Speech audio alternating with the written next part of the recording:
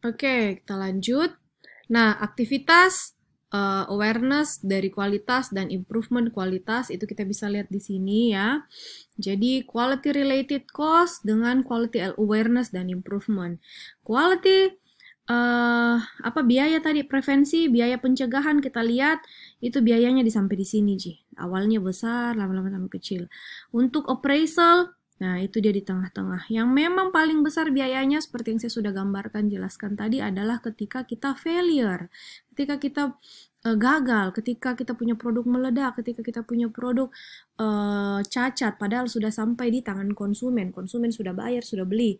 Mending kalau cacat terus ada di toko. Toh, jadi misalnya tokonya ambil, tokonya nggak sadar, ternyata ini produk gagal, produknya cacat ya. Ini tapi apa namanya distributor juga yang menjual ulang barangnya kita pasti bisa komplain ya ke kita. Nah, tapi kalau sampai sudah di tangan ke konsumen ya pokoknya biaya ini ya, biaya failure internal eksternal yang saya sudah jelaskan tadi besar sekali, jauh lebih besar daripada ini. Nah, inilah yang kita harus komunikasikan. Kenapa kita harus melakukan pencegahan mutu, menjaga mutu supaya yang keluar biaya prevention saja, yang mana cuma segini dibanding failure. Walaupun awareness kualitas dan improvement kualitas itu sudah besar, tetap saja dia akan lebih besar dibanding dengan biaya pencegahan. Jadi mencegah lebih baik daripada mengobati. Saya lanjut.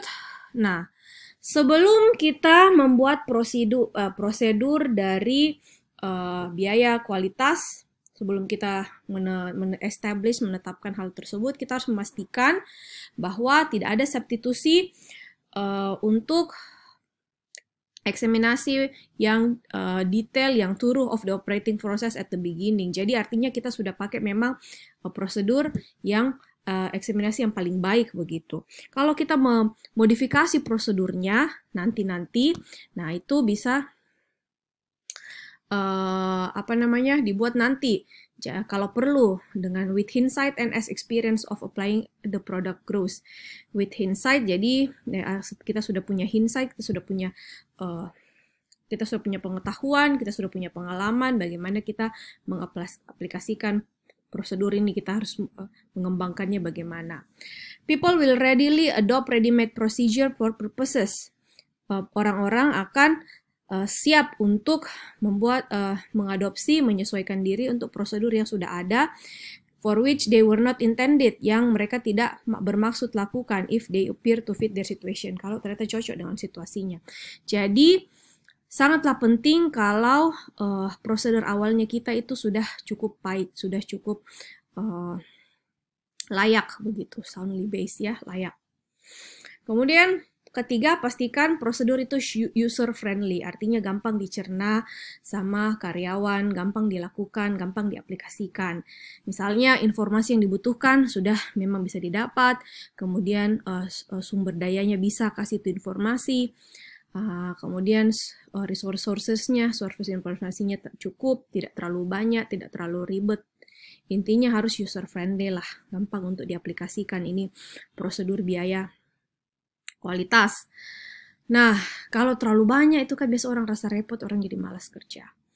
Kemudian nomor 4, Departemen Accounting, Departemen Finance harus dilibatkan dari awal. Tidak bisa kita menetapkan prosedur biaya kualitas, tapi kita tidak melibatkan orang-orang keuangan. Nah, orang keuangan kan mereka yang mengeluarkan, yang mencatat. Jadi kita harus memang melibatkan mereka dari awal, bagaimana kita membangun prosedur biayanya ini. Nah, bagaimana kita akan mengumpulkan ini biaya kualitas pendekatannya? Ya, kita bisa pakai ini, ada namanya cost element dalam panduan BS 6143 namanya. Nah, itu yang paling lama, mungkin pasti sudah ada update terbarunya ya, sudah 30 tahun kemudian.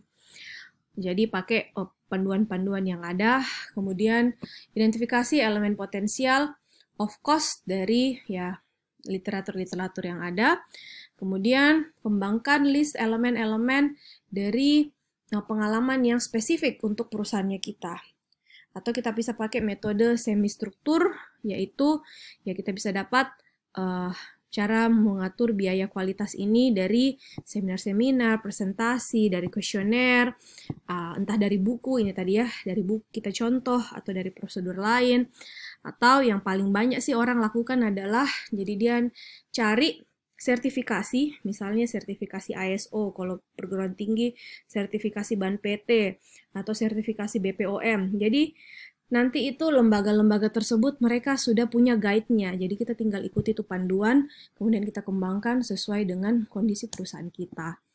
Gitu. Jadi kita lihat bagaimana sih manajemen mutu yang dituntut dan kita ikuti. Nah, itu kan kalau kalian ingat level adopsi kualitas, nah yang paling level 2, level 3 kan seperti itu. Mengikuti apa yang dituntut, apa yang diminta, kemudian nanti dikembangkan sesuai dengan kondisi perusahaan. Oke, lanjut. Kriteria untuk melakukan pengumpulan biaya kualitas, ya kita harus tahu apa tujuannya, apa relevansinya, berapa besar biayanya, seberapa mudah ini informasi biaya kita bisa dapat, kemudian akurasi dari datanya, kemudian potensi perubahan, ada potensi enggak untuk perubahan, dan completeness, selesai enggak gitu penyelesaiannya. Nah, kalau dalam industri manufaktur, jadi kan memang dalam, kalau kalian ingat pertemuan-pertemuan lalu, itu kalau kita bicara tentang manajemen mutu, ya kita bicara tentang bagaimana biaya dilakukan, bagaimana manajemen mutu itu dilakukan. Ya, biasanya paling mendasar adalah manajemen mutu itu dilakukan di operasional, di divisi yang memproduksi barang, supaya dia memproduksi barang atau jasa dengan standar kualitas yang diharapkan perusahaan. Itu kan yang paling minimal di operasional dilakukan itu manajemen mutu. Tapi kita tahu bahwa dalam level adopsi manajemen mutu yang tertinggi itu harus di semua divisi. Mau divisi operasional yang paling dasar, marketing, HR, keuangan, sampai divisi SDM, apapun itu, dia juga harus menerapkan manajemen mutu. Nah, tapi kalau di operasional, nah ini ada contohnya, kalau dalam industri manufaktur, perusahaan-perusahaan yang punya pabrik, yang memproduksi barang, aspek biayanya itu contohnya seperti ini. Ada namanya hidden in-house quality cost, appraisal cost, scrap and rework, kemudian warranty cost. Hidden in-house quality cost itu maksudnya biaya kualitas yang tersembunyi tapi terjadi secara internal. Misalnya kalau prosesnya kita memproduksi, sistemnya kita itu tidak efisien, ya itu kan sebenarnya membuang biaya yang besar karena ya kan kita mau mencapai tujuan kualitas standar tertentu. Nah, kalau sistemnya tidak efisien, ya tentunya sistem operasional itu menjadi biaya juga untuk kualitasnya gitu. Jadi hal-hal yang berhubungan dengan kualitas ketika kita memproduksi barang dan jasanya kita. Ada aspek biaya lain pada industri manufaktur, itu appraisal cost. Jadi biaya yang keluar ketika kita tes barang, ketika inspeksi. Masih ingat ya di pertemuan yang lalu apa di video? Itu saya ada kasih lihat bagaimana produk-produk itu satu batch diproduksi, nanti diambil sampel, dilihat, bagaimana ini? Yang bagus jika? Oh aman, oh iya, ketebalannya cocok ini. Jadi ada barang-barang ketika dia jalan toh di pabriknya, dia diproduksi, kan dia dites, oh iya bagus ini kualitasnya, oh iya cocok ji, oh iya enggak patah ji. Nah, hal-hal seperti itu. Nah itu inspeksi, jadi kan barang sudah diproduksi, tapi kita tidak langsung kirim, kita tidak langsung jual, jadi tertunda dulu dijual, karena kita harus tes dulu, kita harus inspeksi dulu. Gitu. Tapi kenapa kita harus inspeksi dulu, tidak langsung saya jual, buang-buang waktu saja. Terlambat 1 minggu gara-gara. Ya bukan terlambat ya, harus dischedule-kan inspeksi tersebut dalam proses produksi. Ya, itu kan termasuk dari pencegahan, daripada sudah dijual baru ternyata jelek. Gitu. Inspeksi aktivitas-aktivitas mengetes produk sebelum dia diluncurkan ke pasaran, sebelum dia dikirim ke distributor-distributor. Biaya lain ketika kita punya berada dalam industri manufaktur yang produksi barang adalah scrap and rework. Kalau kita harus hapus barang, maksudnya barang sudah diproduksi, ternyata bagus, ulang ki, kerja ulang ki, batch yang ini gagal, buang ki. Nah, itu kan scrap and rework, biaya lagi keluar. Karena sudah jadi barangnya, dipakai materialnya, habis waktu, ternyata tidak jadi dijual, tidak mendatangkan uang. Kemudian tadi ini biaya garansi ya, warranty cost. Yang saya sudah jelaskan tadi, biaya ketika kita harus memberikan garansi. Kenapa kita harus kasih garansi ya? Kita sudah belajar di marketing, produk-produk tertentu harus ada garansinya supaya orang mau beli. Nah, tapi kita harus siap membudgetkan dari satu batch ini kira-kira berapa yang akan klaim garansinya. Tentunya tidak semua, toh. Gitu. Nah, kegunaan dari biaya kualitas itu ada beberapa, ada 4. Untuk mempromosikan produk, untuk memproduksikan produk dan jasa pada sebagai parameter bisnis. Oke, sorry, saya lanjut. Jadi, kegunaan dari quality cost itu adalah untuk mempromosikan produk. Jadi, kita bisa lihat bahwa kita bisa pakai sebagai parameter. Bilang, wah, tidak main-main ini di perusahaan kami tuh betul-betul menjaga kualitasnya. Biaya kualitasnya aja besar gitu. Ya, bukan, tentunya bukan aspek jualan yang paripurna yang paling utama, tapi bisa sebagai parameter, terutama untuk rekan bisnis. Kenapa kita, kalau kita misalnya mau merger, atau kita mau diakuisisi, atau kita mau terbitkan saham, nah itu kita bisa pakai berbagai parameter, salah satunya quality cost sebagai parameter. Kemudian, kegunaan lainnya adalah untuk meningkatkan pengukuran dari kinerja. Jadi kita bisa melihat analisis tren, Pareto analysis untuk mengidentifikasi proyek peningkatan kualitas, identifikasi dari peluang investasi, kemudian indikator kinerja, dan indeks efisiensi kualitas. Nah, itu jadi pengukuran kinerja itu kita bisa pakai dari biaya kualitas ya, dengan melihat tren analisisnya, Pareto analisisnya, atau tadi ini identification of investment opportunities, dan indikator kinerja juga. Nah, yang ketiga, kegunaan dari biaya kualitas itu adalah untuk menyediakan